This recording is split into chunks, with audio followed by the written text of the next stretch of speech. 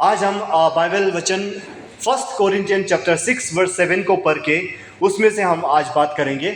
और जो प्रभु के संगति में रहता है वो उसके साथ एक आत्मा हो जाता है। इसमें बोला है जब हम परमेश्वर के साथ में रहने लगते हैं तो परमेश्वर और हमारा आत्मा एक बन जाता है। जैसे पति पत्नी दोनों एक साथ रहने का कारण दो शरीर तो हैं, लेकिन जैसे एक आत्मा हो जाता है, वैसे ही बाइबल में लिखा हुआ है जब परमेश्वर के सामने हम सब भी आने लगते हैं, परमेश्वर के नजदीक आते हैं, तो हम सब भी परमेश्वर के साथ में एक आत्मा हो जाता है। परमेश्वर अलग है, हम अलग है, फिर भी हमारा एक आत्मा हो जाता है। इसीलिए आज मैं बात करना चाह रहा हूं, जब हम प्रेज एंड वर्शिप करते हैं, जब हम आराधना महिमा करते हैं परमेश्वर को, तो हमारे आत्मा उनके आत्मा से मिल जाते हैं और हम एक आत्मा के हो जाते हैं। इस बारे में मैं बताना चाहूंगा। ये जरूरी नहीं है कि पवित्र आत्मा को पाने के लिए आपको प्रेज एंड वर्शिप ही करना पड़ेगा, वो जरूरी नहीं है, वो मैंडेटरी नहीं है, जो बाइबल में लिखा हुआ चीज नहीं है। पवित्र आत्मा को पाने के लिए बाइबल में जीसस क्राइस्ट ने बताया, आप ढूंढो, खटखटाओ और खोजो, आस्क, सीक एंड नॉक। ये तीन चीज करने के लिए बोला है जीसस क्राइस्ट ने। पवित्र आत्मा को अगर आप पाना चाहते हैं अपना जिंदगी में, तो ये तीन चीज करने के लिए बोला है। लेकिन जब हम प्रेज एंड वर्शिप ज्यादा जब करते हैं तो ज्यादातर लोग उस समय में ही क्यों पवित्र आत्मा से भर जाता है? क्योंकि इस बाइबल वर्स के कारण जब हम परमेश्वर को प्रेज एंड वर्शिप करते हैं तो हमारा आत्मा और परमेश्वर का आत्मा एक होने लगता है। इसीलिए पवित्र आत्मा बहुत जल्द ही इंसानों के बीच में और बिलीवर के अंदर में वो आते हैं, और बिलीवर लोग इतना जल्दी से पाते हैं क्योंकि पवित्र आत्मा उसी समय मौजूद होता है जब प्रेज एंड वर्शिप करते हैं और हमारे आत्मा से वो मिल जाते हैं। जॉन चैप्टर 3 वर्स 6 में भी कहा है, that which is born of the flesh is flesh and that which is born of the spirit is spirit। जो शरीर से जन्म लेता है वो शरीर है। हम सब ने एक बार माँ के पेट से शरीर में जन्म लिया है, लेकिन जब आप प्रेज एंड वर्शिप करते हैं तो हम आत्मा से परमेश्वर में जन्म लेते हैं। हमारा दोबारा जन्म होता है जब हम प्रेज एंड वर्शिप करते हैं। जब पवित्र आत्मा हमारा आत्मा के साथ में मिल जाता है, इंटरलिंक हो जाता है, जब वो दोनों आपस में एक हो जाते हैं, हमारा आत्मा और पवित्र आत्मा जब एक हो जाते हैं, तब हमारा नया जन्म होता है, दोबारा जन्म होता है, जिसे कि हम बोर्न अगेन कहते हैं, दोबारा जन्म लेना, जो कि जीसस क्राइस्ट ने जॉन चैप्टर 3 में कहा गया है निकोडेमस को। परमेश्वर के आत्मा हमारे आत्मा मिलने का कारण है कि हम जन्म ले चुके हैं, दोबारा से जन्म ले चुके हैं। और जॉन चैप्टर 4 वर्स 24 में लिखा है, God is spirit and those who worship him must worship him in spirit and truth.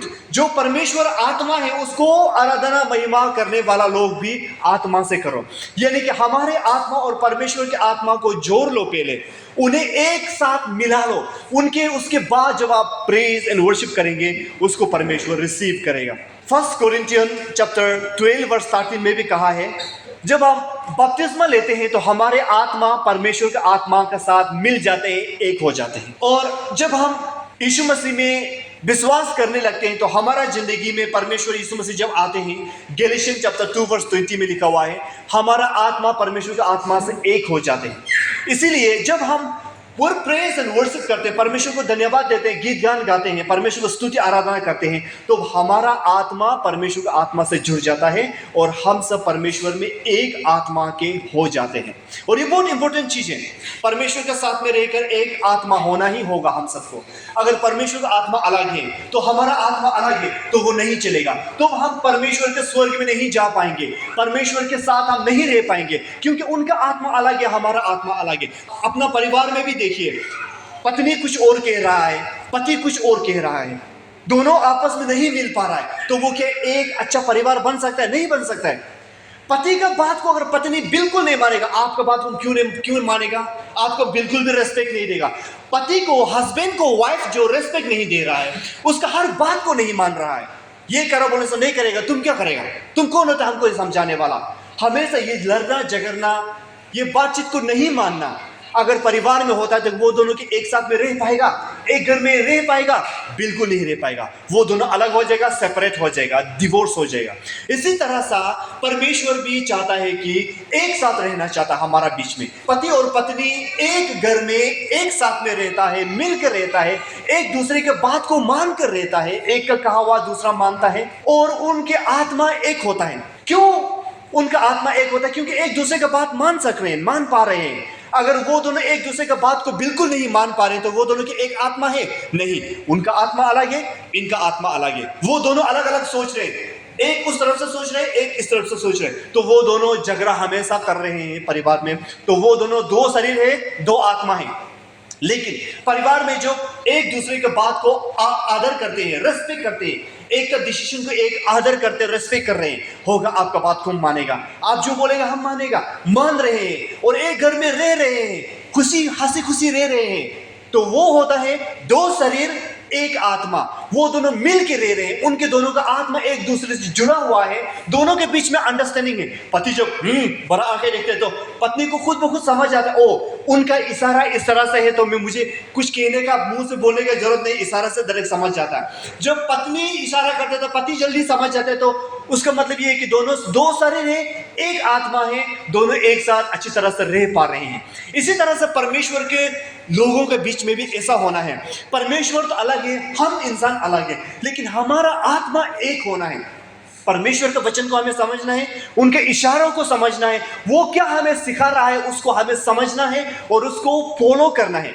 तो होता है परमेश्वर और हमारा आत्मा एक। और ये जब कब शुरू होता है, कब आत्मा एक होना शुरू होता है? जब हम प्रेज एंड वर्शिप करने लगते हैं। तो इसके बारे में मैं ज्यादा इसमें और डिटेल में जाऊंगा। प्रेज एंड वर्शिप करने से क्यों आत्मा एक होता है, कैसे आत्मा एक होता है। अब हम बाइबल वर्स पढ़ेंगे, रोमन चैप्टर 12 वर्स 1 को। रोमन चैप्टर 12 वर्स 1 में यह कहा गया है, I appeal to you therefore brothers by the mercies of God to present your bodies as a living sacrifice, holy and acceptable to God, which is your spiritual worship। इसमें लिखा गया है, मेरे भाइयों, इसीलिए मैं तुमको बोल रहा हूं, परमेश्वर के दया के अनुसार मैं आपको बात कर रहा हूं, इसलिए अपना जीवन को, अपना शरीर को परमेश्वर को सौंप दो, परमेश्वर को सेक्रीफाइस कर दो। परमेश्वर आप ले लो, उसको छोड़ दो, परमेश्वर को पूरा सेक्रीफाइस कर दो। ये आपका स्पिरिचुअल वर्शिप है, ये आपका आत्मा का वर्शिप है। जब हम अपना आप को सेक्रीफाइस करते हैं, परमेश्वर ये सारा चीज आपका है, उसको पूरा का पूरा सेक्रीफाइस, दान दे दिया। जैसे आज बहुत लोगों ने दान दिया है, ऑफरिंग किया, अपना पैसा को दे, ये परमेश्वर मेरा पैसा था, आपके लिए अभी मैं छोड़ दे रहा हूं। आपने मुझे कमाने का मौका दिया, आपने मुझे इस पैसा थोड़ा मेरे जिंदगी में आने का मौका दिया, उसमें से कुछ भाग में निकलकर, उसका 10% को मैं निकलकर आपको मैं वापस दे रहा हूं, आपको सेक्रीफाइस कर रहा हूं। मैं मेरा लिए था, लेकिन मैं आपको दे रहा हूं, पूरा दे दिया, आपको पूरा दे दिया। अब मैं दोबारा नहीं मांगूंगा, वापस नहीं मांगूंगा। तो इसी तरह से जब हम अपना शरीर को परमेश्वर को कंप्लीटली दे देते हैं, तो वो होता है स्पिरिचुअल प्रेज एंड वर्शिप, आत्मा में प्रेज एंड वर्शिप। और जब हम आत्मा में परमेश्वर को प्रेज एंड वर्शिप करते हैं, अपना शरीर को ऑफर करके, अपना शरीर को त्याग करके, उसको पूरा का पूरा दे देकर जब हम प्रेज एंड वर्शिप करते हैं, वो होता है आत्मा का मिलन। परमेश्वर का आत्मा हमारा आत्मा से मिलने लगता है, जुड़ने लगता है। उसी तरह से बाइबल में वार्निंग भी है, आइडल वर्शिप मत करो, मूर्ति पूजा आप लोग मत करो, क्योंकि जिस तरह से परमेश्वर को प्रेज एंड वर्शिप करने से हमारा आत्मा और उसका आत्मा एक साथ जुड़ जाते हैं, वैसे ही जब हम आइडल को वर्शिप, मूर्ति पूजा जब करते हैं, शैतान का आत्मा और इंसान का आत्मा भी जुड़ जाता है।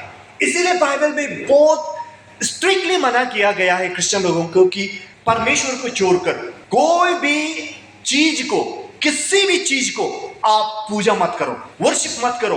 भले ही वो लकड़ी हो, पत्थर हो, आकाश में रहने वाला चिड़िया हो, जमीन का ऊपर में चलने वाला कोई भी कीड़ा मकोड़ा जानवर जो भी हो, पानी का अंदर रहने वाला जितना भी जीव जंतु है, क्रिएचर है, वो सब हो, या फिर सन मून एंड स्टार्स, जितना भी प्लैनेट्स जो हमको दिखाई दे रहा वो हो, किसी भी चीज को परमेश्वर ने हमको मानने से मना किया। क्यों मना किया है? क्योंकि उसमें एक स्पिरिचुअल थिंग्स है।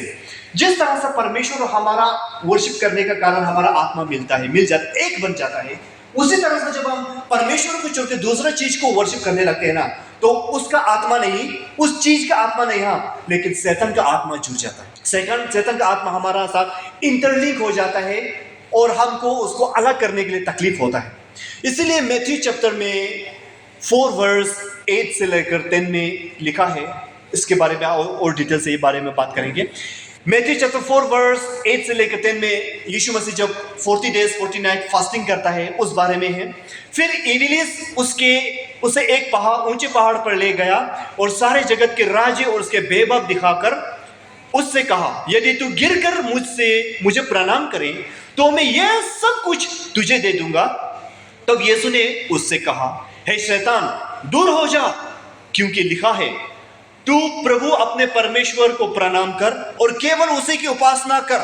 जब शैतान कहता है कि ये पूरा दुनिया मेरा अभी कंट्रोल में है, ये दुनिया में जितना भी अमीर आदमी है उसको मैंने बनाया है, आपको अगर धन दौलत चाहिए तो मेरा आगे झुको, आपको पॉपुलर होना है तो मेरा आगे झुको, मुझको भावदान करो, मेरा आगे झुक जाओ। अगर आपको पैसा चाहिए, कितना भी धन दौलत चाहिए, जमीन चाहिए, जायदाद चाहिए, गाड़ी घोड़ा, जितना भी बिल्डिंग चाहिए, अच्छा जिंदगी चाहिए इस दुनिया में, आप आराम की जिंदगी चाहते हैं तो मेरे आगे आओ, मेरे आगे झुक जाओ, मैं सारा दुनिया का खुशियां आपको दे दूंगा। यीशु मसीह को बोला। देखो, यीशु मसीह तो गॉड है, परमेश्वर है, क्या उसके पास नहीं है? क्या नहीं है? ये दुनिया शैतान का हाथ में था जब आदम और ईव ने पाप किया था। जब तक यीशु मसीह क्रॉस पर नहीं चढ़ा था, ये दुनिया यीशु मसीह का नहीं था, ये दुनिया परमेश्वर के हाथ से निकल जा चुका था। अब ये दुनिया किसका हाथ में जा चुका था? शैतान का हाथ में जा चुका था। इसीलिए शैतान बोलता है कि आपको अगर ये दुनिया का चीजें वापस चाहिए, आपको दोबारा सा चाहिए, तो मेरे आगे झुक जाओ, मैं आपको वापस दूंगा। तो यीशु मसीह कहता है, शैतान दूर हो जाए मेरे नजरों से, क्योंकि लिखा हुआ है बाइबल में, पवित्र बाइबल में लिखा हुआ है, तो परमेश्वर को ही आराधना महिमा करना, उसको छोड़कर दूसरा चीज को मत मानना बोला है, इसलिए मैं तुम्हारा आगे बिल्कुल नहीं झुकूंगा। तो शैतान को ये प्रेज और वर्शिप, इसमें बोला है कि इंग्लिश बाइबल में लिखा है कि मेरे सामने आओ, मुझे वर्शिप करो, ये जीसस को शैतान ने बोला है। इसमें तो प्रणाम करो बोल के हिंदी में लिखा हुआ है, लेकिन इंग्लिश वर्जन में लिखा हुआ है, आप मुझे वर्शिप करो, आप मुझे वर्शिप करो तो मैं सारा दुनिया की चीजें को आपको दे दूंगा। तो क्या शैतान चाहता है कि गीत गाना गाकर नाच कर मुझे खुश करो? शैतान ये बोल रहा है कि जीसस क्राइस्ट को म्यूजिक बजाकर, डफली बजाकर, गिटार बजाकर, नाच गाना करके, ये सब करके उनको वर्शिप करो, तब मैं पूरा दुनिया को दूंगा। ऐसा नहीं है, सिर्फ यीशु मसीह को कहता है कि आप मेरे आगे झुक जाओ, शैतान की जय हो बोलो, आपको पूरा दुनिया में दे दूं। तो सोचो, आजकल का जमाना में दुनिया का खुशी को पाने के लिए बहुत लोग अपना आत्मा को बेच रहा है, अपना आत्मा को शैतान को बेच रहा है। शैतान, मेरा आत्मा को ले लो, ये पूरा दुनिया को हमको दे दो। यीशु मसीह को भी इसीलिए कहा था कि मेरा आगे झुक जाओ, आप अपना आत्मा को मेरा हवाले कर दो, अपना जिंदगी को मुझको दे दो, मुझको सेक्रीफाइस कर दो, मेरा बन जाओ और ये पूरा दुनिया को आपको दे दूंगा। मार्क चैप्टर 8 वर्स 36 में बोला है, for what does it profit a man to gain the whole world and forfeit his soul. इंसान के लिए क्या लाभ होगा? ये दुनिया का पूरा अमीर तो उसको मिल जाएगा, खुशियां तो मिल जाएगा, लेकिन उसका आत्मा को वो खो देगा, तो उस इंसान के लिए क्या प्रॉफिट है? आजकल का दुनिया में इंसान किस लिए जी रहे हैं? इस दुनिया में धन दौलत पाना, खुशियां होना है, इसी के लिए सिर्फ जी रहे हैं, आत्मा का कोई चिंता नहीं है। यीशु मसीह बाइबल में कहता है कि इस संसार का हर चीज आपको मिल जाएगा, लेकिन आप अपना आत्मा को खो देगा तो आपका क्या प्रॉफिट होगा?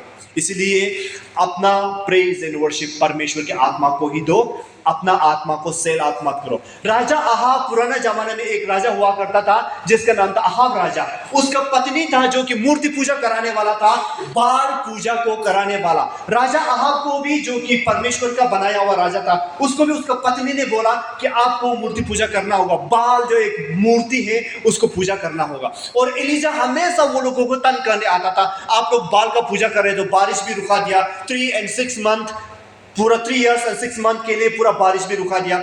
उस तरह से जब परमेश्वर ने अहाब और पूरा इजराइल को टॉर्चर करने लगा, उसको डिसिप्लिन करने लगा, तो अहाब एलिजा से मिलना चाहता था, प्रॉफिट एलिजा से मिलना चाहता था, उससे बात करना चाहता था कि आप ये सब चीजें रोक दो, बारिश को वापस धरती पे बुलाओ। ये बोलने के लिए अहाब राजा एलिजा को ढूंढ रहा था। तो एलिजा को परमेश्वर ने कहा, अहाब राजा आपको ढूंढ रहा, आपसे मीटिंग करना चाहता है, आपसे बातचीत करना चाहता है, आप जाओ, वो रास्ता पे जाओ, वो रास्ता में आप जाओगे तो अहाब राजा से आप मिल पाओगे। तो एलिजा वहां चला जाता है, अहाब राजा दोनों वहां में मिल जाता है। फर्स्ट किंग चैप्टर 20 वर्स 21 में लिखा हुआ है, Ahab said to Elijah, have you found me, O my enemy? He answered, I have found you, because you have sold yourself to do what is evil in the sight of the Lord. Ahab राजा ने Elijah को आते हुए देखा, ओ मेरा दुश्मन आ गया, आप हमको कैसे ढूंढ लिया? राजा ने परमेश्वर का दास को, एलिजा को बोला, ओ मेरा दुश्मन आपने मुझको कैसे ढूंढ लिया? एलिजा भी बोलता, हाँ मैंने आपको ढूंढ लिया है, आपने अपना आप को बेच दिया है। ऐसे गलत काम करने के लिए जो परमेश्वर को बिल्कुल पसंद नहीं है। इस बाइबल वर्स में से हमको ये देखने को मिलता है कि आहाब राजा किसका वर्शिप कर रहा था, किसका आराधना महिमा कर रहा था? एक मूर्ति का, जिसका नाम था बाल। और वो आत्मा, अपना आत्मा को पूरी तरह से वो शैतान को बेच चुका था। इसलिए वो बोल रहा है कि तुमने अपना आप को बेच दिया है, ऐसे काम करने के लिए जो परमेश्वर को बिल्कुल भी पसंद नहीं है। इसीलिए रियलाइज हो जाए क्रिश्चियन लोग, कभी भी गलती से भी परमेश्वर को छोड़ के किसी दूसरे चीज को आराधना महिमा मत करो। आप अपना आत्मा को बिक्री कर रहा है, बेच रहा है। उसका बदले में आपको कुछ मिलेगा, लेकिन आप अपना आत्मा को खो रहा है, अपना जिंदगी बर्बाद कर रहा है, आप अपना आत्मा को शैतान का हवाले कर रहा है। मेनी पीपल, मेनी क्रिश्चियन है जो रियलाइज नहीं करते ऐसे काम कर रहा है। जॉन चैप्टर 8 वर्स 33 में यीशु मसीह ने कहा है, and they said to him, we have offered to Abraham and have never been enslaved to anyone, how is that you says you will become a free. यीशु मसीह ने अपना बिलीवर्स को, चेलों को बुलाकर, उनका डिसाइपल को बुलाकर बोला, आप लोग मेरा बात को मानो और मेरा बात को आप समझो। वो बात जो मैंने आपको बताया आपको छुटकारा देगा, आपको चुरा लेगा, आपको बचा लेगा। बोला तो उन लोगों ने, अरे हम सब तो परमेश्वर के, अब्राहम का हम सब बेटा है, हमको किसने बांध के रखा हुआ है जो हमको आप आजाद करेगा? हमको किसी चीज से आजाद होने की जरूरी है ही नहीं। हमको तो किसी चीज ने बांध के रखा नहीं है, ना ही पाप ने बांध के रखा है, ना बीमार आजार ने बांध के रखा है। हमको तो किसी ने बांध के नहीं रखा है। हम तो अब्राहम का बेटा है, हम तो अब्राहम का संतान है। हमको चुराने का बात आप कैसे कर सकते हैं? यीशु मसीह को बोला, यीशु मसीह ने बोला कि आपको पाप ने बांध के, पीपल को, इंसानों को रियलाइज नहीं होता कि हमको क्या बांध के रखा हुआ है, बिल्कुल भी अंदाजा नहीं होता, लेकिन उसको आत्मा में बांध के रखा हुआ होता है। जब जॉन द बपतिस्मा लोगों को दुबा कर जॉर्डन नदी में बपतिस्मा दे रहा था, कुछ इजरायली लोग था, वो लोग बोल रहे थे हम तो बपतिस्मा लेने का जरूरत नहीं है, क्योंकि हम सब अब्राहम का बेटा है, अब्राहम का वंश है, अब्राहम का हम लोग डिसेंडेंट्स है, इसलिए हमको बपतिस्मा का जरूरी नहीं है, हमको पाप से हमको छुटकारा पाने का जरूरी नहीं है। तो जॉन द बपतिस्मा बोलता है कि तुम सब एक सांप का बच्चा है, यानी कि तुम लोग क्या है? शैतान का बच्चा लोग है। शैतान का बच्चा, शैतान तुमको बांध के रखा हुआ है, तुमको महसूस नहीं हो पा रहा है, शैतान तुमको कब्जा करके रखा हुआ है, महसूस नहीं हो पा रहा है। इसीलिए परमेश्वर ने पहले जमाना से ही मूर्ति पूजा या फिर बहुत सारा लोगों को, जिससे कि हमको पता नहीं चलता है कि हमने गलती किया है करके पता नहीं चलता है, ऐसे चीजों से दूर रहने को कहा है। किस चीजों से? ड्यूटरोनोमी चैप्टर 18 का वर्स 10 में लिखा हुआ है, there shall not be found among you anyone who burns his son or his daughters as an offering, anyone who practices divination or tells fortune or interprets omens or sorcerer। इस मेरा country में, Israel देश में ऐसे एक भी इंसान जिंदा रहने मत दो जो अपना बच्चा को, अपना बेटा बेटी को किसी मूर्ति के आगे में बलि करके चला मार देता है, सेक्रीफाइस कर देता है। ऐसे लोगों को जिंदा रहने मत दो। कोई होता है कि अपना बच्चा को मूर्ति के आगे में मार देता है, काट देता है, गला काट देता है, क्योंकि उससे ब्लेसिंग पाने के लिए। जो ऐसे प्रैक्टिस करने वाला लोग को मेरा देश में रहने मत दो। जो लोग हाथ करने वाला लोग, फ्यूचर देखने वाला लोग, और जो ओमेंस बोलता है, भूत से बात करने वाला लोग, जादू मंत्र करने वाला लोग, ऐसे लोगों को हमारा बीच में रहने मत दो, उसको खत्म कर दो। गॉड का ये कमांडमेंट है। क्योंकि ये सबको क्यों खत्म करने के लिए बोला? क्योंकि ये आत्मा को आत्मा से जोड़ने में वो लोग मदद करता है, वो लोग गलत आत्मा को जुड़ाता है। इसलिए आजकल का हमारा चर्च में भी बहुत सारा लोग हैं, ओ मेरे जिंदगी में बहुत तकलीफ है, मेरा थोड़ा हाथ पढ़ दो, मेरे किस्मत में क्या लिखा है थोड़ा बता दो, क्योंकि हमको जानना है कि फ्यूचर में क्या हो रहा है, क्या होने वाला है। हम लोग गॉड के अलावा किसी और से मदद मांगते हैं तो वो क्या होता है? आत्मा से आत्मा जुड़ जाता है, गलत आत्मा का साथ जुड़ जाता है। और जो भूत प्रेत से बात करने वाला लोगों के पास हम जाते हैं, चलो बताओ तो मेरे जिंदगी में से क्यों प्रॉब्लम हो रहा है, हमको जानना है, हमको मदद करो, जानने में मदद करो। तो वो क्या होता है? आत्मा को सेल आउट कर रहे हैं, बिक्री कर रहे हैं, मेरा आत्मा को आप ले लो, उसका बदले में हमको हीलिंग दे दो। तो वो होता है। इसीलिए होरोस्कोप लड़की लोग तो बिल्कुल भी मत करो, और बिल्ली भी मत करो। फॉर्चून टेलर अभी दुनिया में नहीं, अभी मोबाइल में घूम रहा है, मोबाइल से अभी लड़की लोग फॉर्चून देख रहा है, आज मेरा क्या होने वाला है, कल मेरा क्या होने वाला है, कब मेरा शादी होगा, कब मेरा नौकरी लगेगा।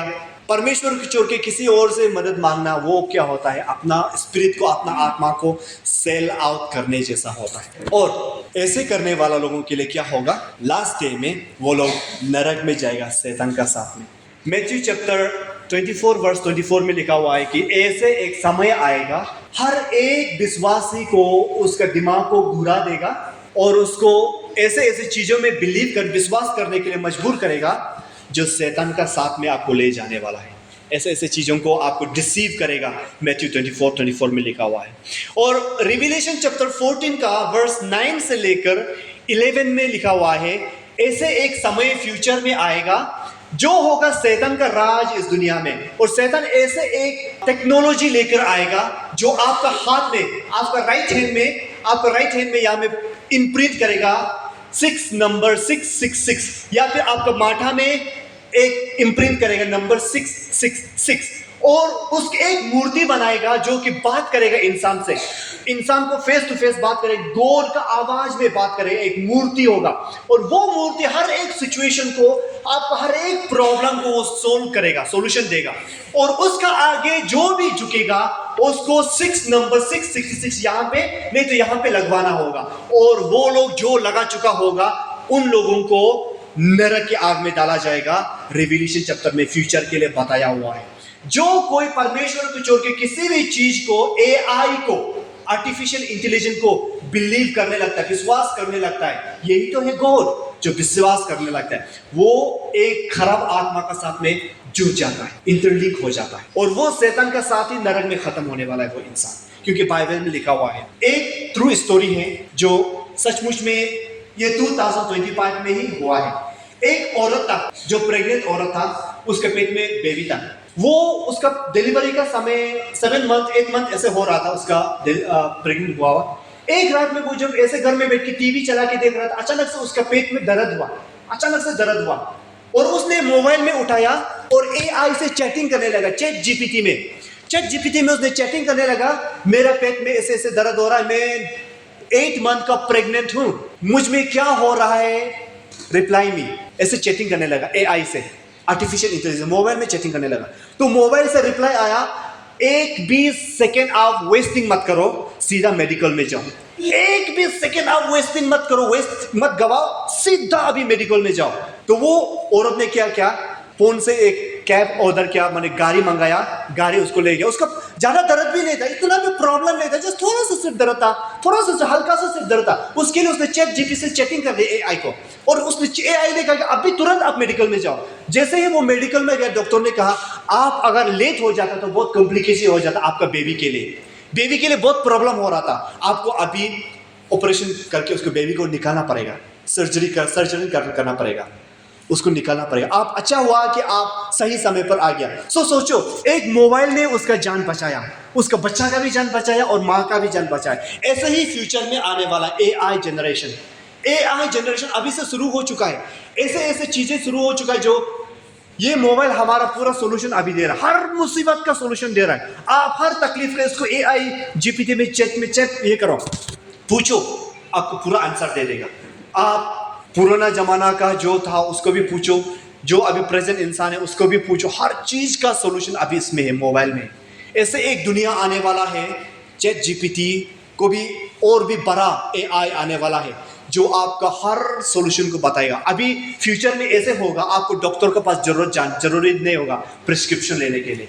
अभी चैट जीपीटी में पूरा हर कोई इंसान अपना प्रॉब्लम को शेयर कर रहा है, पूछ रहा है, अभी मेरा इतना ऐसे दर्द हो रहा है, यहाँ में दर्द हो रहा है, मुझको क्या बीमारी है, उसको क्या खाने से अच्छा होगा, क्या मेडिसिन होगा, कैसे उसको डाइट मेंटेन करने से अच्छा होगा, हर चीज मोबाइल अभी बता रहा है। ऐसे फ्यूचर में होगा, और जो उस समय में 666 को अपना हाथ में लगाएगा या फिर अपना माथा में लगाएगा तो वो इंसान शैतान का हो जाएगा, शैतान का बस में हो जाएगा, वो अपना आत्मा को शैतान का हाथ में सौंप देगा। इसीलिए बाइबल में कहा गया है कि परमेश्वर को छोड़कर किसी दूसरा को आप मत मानो, क्योंकि आपका आत्मा को आप किसी और को बिक्री कर रहा है, सेल आउट कर रहा है, उसका बदले आपको कुछ मिलेगा लेकिन आपका जिंदगी खत्म हो जाएगा। इसीलिए लास्टली हम बाइबल वर्स पढ़ते हैं और समाप्त करते हैं।